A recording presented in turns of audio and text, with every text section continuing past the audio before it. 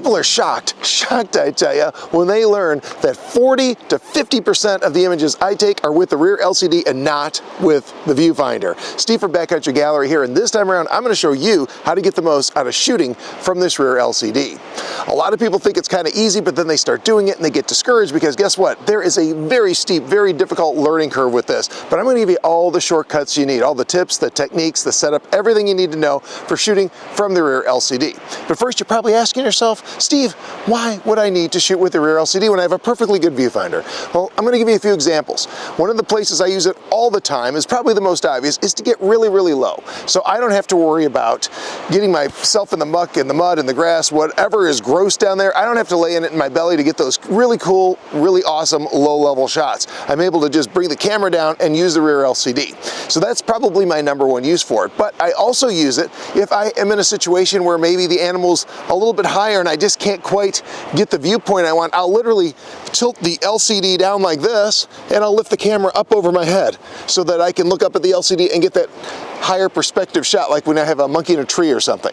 The other place I use it is when I just can't get to the viewfinder comfortably. So for example, maybe I am shooting over the edge of a boat and I have the camera down there. I can't physically get to the viewfinder and get that low perspective, so I have to use the rear LCD to make that happen. And there's 100 other reasons to use this, but the bottom line is that anytime the viewfinder is going to be kind of hard to get to because of the perspective that you're trying to achieve with your positioning of the camera, that's when you want to pull out that rear LCD. And I'm going to show you how to do all of that, and we're going to start with setup right now.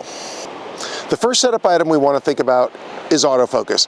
And for autofocus, I recommend a couple of things, especially when you're first starting out. The first thing is you want a subject that's going to work well with subject detection. So we're going to enable subject detection, and we're going to pick a subject that subject detection is going to readily find in our viewfinder. Now, it's not impossible to do this with like single point AF and maneuver the AF point onto the eye and shoot low with the LCD like that. However, when you're first starting off, it's nice to let subject detection do some of that heavy lifting. So I highly recommend a subject where subject detection is going to work well.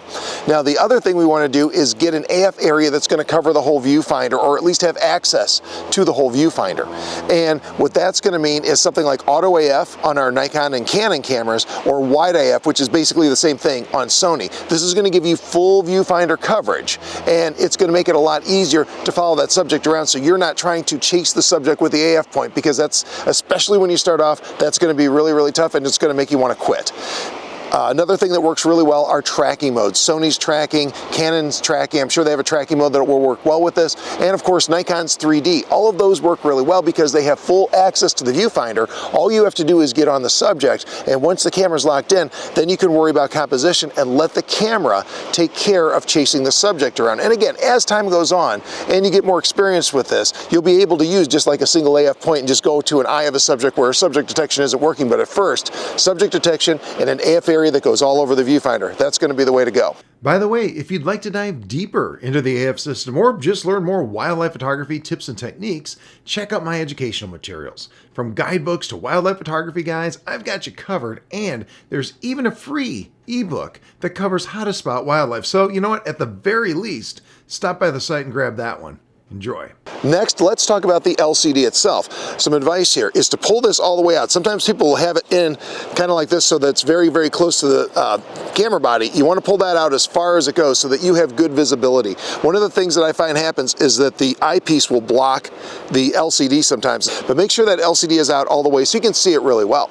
If the LCD is a little too dark, and that happens a lot, most cameras will have a setting that allows you to brighten that LCD up so you can see it a little better in the daylight. Most of the time when I'm doing this, I will be shooting more towards dawn and dusk anyway, but if you're in a situation where it's brighter and it's hard to see the LCD, make sure you turn that up. Another trick is to kind of lean over the LCD as you're shooting so your body is shadowing it, so again you can see that LCD. Another good piece of advice, if you wear glasses, make sure you have them on for when you're looking down at that LCD so you can see what's happening and you can see it really sharp and you can see it really clear. And a final piece of advice with the LCD is to make sure that the display on the LCD is uncluttered. Instead of having like every bit of information the camera can possibly display there, use a simpler display option, and usually that's just with the DISP button on Sony and Nikon. I'm sure Canon has something similar, but you want to pick a display on the back of this so that it's very minimal. So you maybe see shutter speed and f-stop and things like that, but you're not getting overloaded with information. Next, what about actually autofocusing the camera? One of the questions I get a lot is, can I still use back button focus? And let me show you here. I'm going to put in a little clip here and show you how I'm using back button focus with this. So yes, you absolutely can. You're going to shoot with your shutter release finger. Your finger's going to be a little bit different position for your shutter release than normal, but it still works really well. And then of course you're using your thumb to focus with the back button. Now, a lot of people also find that shutter release focus is a little bit easier with this technique, and if that's you, that's fine. There's not a wrong way to do it. Just use whichever is most comfortable for you. Next, let's think about intent, because one of the things you don't want to do is decide once the LCD is out and your camera's in position, you don't want to make that the point where you say, oh, is this going to be an environmental shot? Is this going to be an action shot? Is this going to be a portrait? Think about that stuff beforehand. So get all of that stuff out of the way first and get your settings kind of dialed in, your shutter speed, f-stop, focal length, all that stuff. Get that stuff dialed in before you start actually getting into the shooting part. The other thing you want to do is what you see here, you see the foot is up on top of the lens. I find that's really, really handy for this type of shooting. I'll use this as a handle as I'm using the rear LCDs. And finally, make sure image stabilization is turned on. Now there is, with older cameras, there was some concern that if you have too fast of a shutter speed, that stabilization could introduce some artificial blur, some weird effects. Modern lenses don't seem to have that problem, and you want stabilization on for a simple reason, and that is that it's going to also help stabilize what you're seeing on the LCD. So it's not just because you're shooting a slow shutter speed. Even if you're at a faster shutter speed, you want to stabilize what you're seeing on this rear LCD so it's a little bit easier to manage it as you're trying to handhold it and get that shot.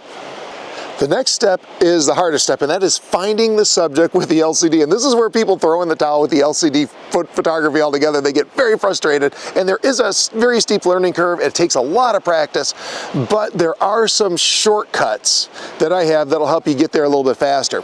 So the first thing I like to do, especially when I initially find a subject, is I will just pre-focus on the subject using the viewfinder. So I find the subject, I focus on it, so it's already in focus. Because if the subject is really out of focus, it's really hard to find when you're looking for it with the LCD.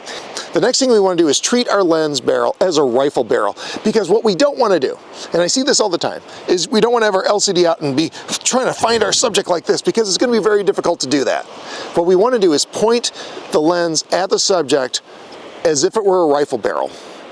So we want to use this kind of to sight in our subject and get it as close as you can. Now sometimes you'll look down the LCD and the subject still won't be there, but if you've already pre-focused, it should just take a little small movement left or right, and then your subject's going to pop into view there.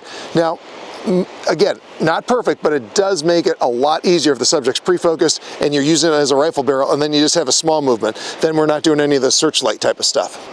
And third, if you're using a zoom lens, start down at the shortest focal length. So with this, as I happen to have a 200 to 600 on, so if I was using this LCD shooting technique right now, I would start off at 200 millimeter with that same technique. I'd pre-focus and I would aim this like a rifle barrel, but I would do it at 200 millimeters, so I have a wider field of view.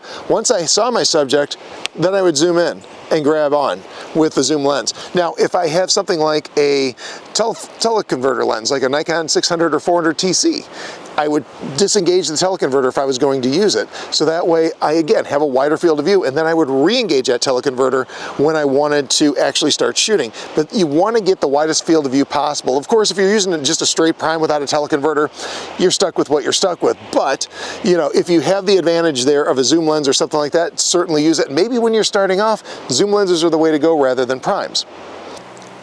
Finally, let's talk about shooting, because that's where the rubber really meets the road with this.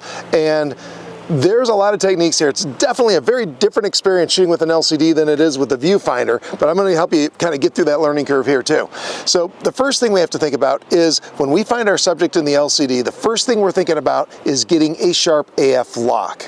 And we're going to trust that once that AF lock is on our subject, that it's actually sticking to the subject. We don't see the LCD nearly as well as we do in the viewfinder. So basically what I'm doing is when I get a nice lock on the subject, I'm looking at the little green dot on the eye or the face or wherever, and I'm just assuming that it's sharp. I'm not worried about that at all. Once I see the lock, then I'm worried about composition. And when I'm shooting my composition, what I'm thinking about is keeping things a little bit looser than I normally would in the viewfinder. If you're super tight in the LCD, all it takes is a little bit of a movement on your part that goes the wrong way, and that's easy to do, and suddenly you're clipping off part of the animal. Now, this isn't an excuse to, you know, have the animal the size of a little dot in the middle of the viewfinder, but crop a little looser than you normally would when you're using the LCD versus the viewfinder, just to give yourself a little breathing room, because a lot of times, and it's not even just clipping that's a problem, a lot of times horizons are a little bit of a problem when you're using that rear LCD, so you're going to need to straighten that image, and that eats away at parts of it. So definitely make sure a slightly looser crop. Again, emphasis on slightly looser. Now the other piece of advice I would give you is to be a little freer, a little looser with your shutter release button. Don't look for perfection in there. If the subject looks halfway decent, fire away. Again, we're going to use a little bit looser crops, so that way we can maybe adjust that later. But sometimes you just can't see things as well on the LCD, especially small detail things like maybe a fish getting flipped up into the air by a bird. Sometimes you don't see that as well in the LCD, and you see it about to happen, you fire away. And by the way, pre-capture is really handy for stuff like that using the LCD. I use pre-capture all the time to catch stuff like that, so that as I'm seeing something that might be interesting, I'll fire away. Again, a lot of times I'm looking at the LCD, I don't know for sure if I have it or not. I'm not worried about that, I'm just shooting.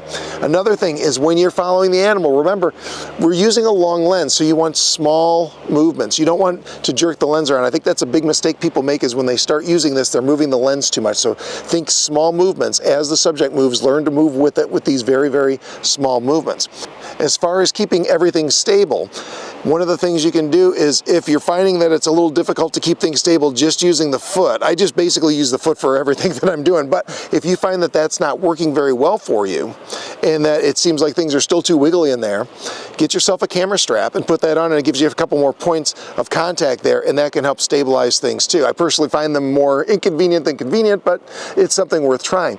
Something else is that this technique does not negate tripods or even those little ground pods. If you want to have more stability and that is easier for you, certainly think about doing that. So there you have it. I hope you found this helpful, and I hope that you'll go out and use this rear LCD some more. I tell you, for me personally, it's really changed the game, and it allows me to get very unique compositions that would be otherwise impossible to get. If you enjoyed this video, make sure you hit that like and subscribe button, and as always, thank you so much for watching. I'm going to go find some birds to shoot. Have a great day.